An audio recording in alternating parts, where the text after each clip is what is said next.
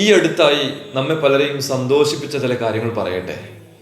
ഒന്ന്, സ്വന്തം കൈപ്പടയിൽ ഖുർആൻ കയ്യെഴുത്ത് പ്രതി തയ്യാറാക്കിയ 9 വയസ്സുകാരൻ കണ്ണൂരിലെ എട്ടിക്കുളം സ്വദേശി മുഹമ്മദ് മിദ്ലാജ്. തനിക്ക് 6.5 വയസ്സുള്ളപ്പോൾ തുടങ്ങിയതാണ് ഈ ദൗത്യം.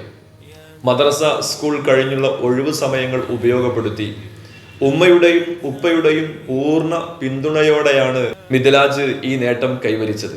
2, സൈത്തൂൻ ക്യാമ്പസിൽ 6ാം ക്ലാസ്സിൽ പഠിച്ചുകൊണ്ടിരിക്കുന്ന കോഴിക്കോട് സ്വദേശി ഹാനി എന്ന പൊന്നുമോൻ ഫോൺ വിളിക്കുമ്പോൾ ഉമ്മാക്ക് വേണ്ടി സ്വർഗത്തിൽ ഒരു കൊട്ടാരം ലഭിക്കാൻ വേണ്ടി ദുആ ചെയ്ത വിവരം ഉമ്മയെ അറിയിച്ചപ്പോൾ ഉമ്മാക്കുണ്ടായ സന്തോഷം, അതിന് നിമിത്തമായത് ആ വീട്ടുകാർ അവനെ ആ ക്യാമ്പസിലേക്ക് പറഞ്ഞയച്ചു എന്നതാണ്. 3, വൈറലാവാത്ത എനിക്കറിയുന്ന ഒരു കാര്യമാണ്.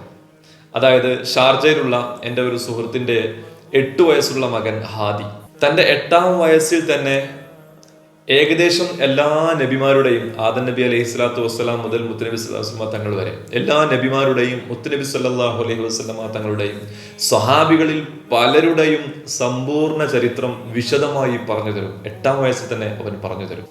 അതിന് കാരണമായത് ചെറുപ്പം മുതലേ അവന്റെ മാതാപിതാക്കൾ അവനെ കേൾപ്പിക്കുന്നത് ഈ ചരിത്രങ്ങളായിരുന്നു. മലപ്പുറം മക്കരപ്പറമ്പ് സ്വദേശികളാണവർ. ഇനി നമ്മൾ നമ്മുടെ മക്കളെ എങ്ങനെയാണ് വളർത്തുന്നത് എന്നൊന്ന് ചിന്തിച്ചു നോക്കൂ.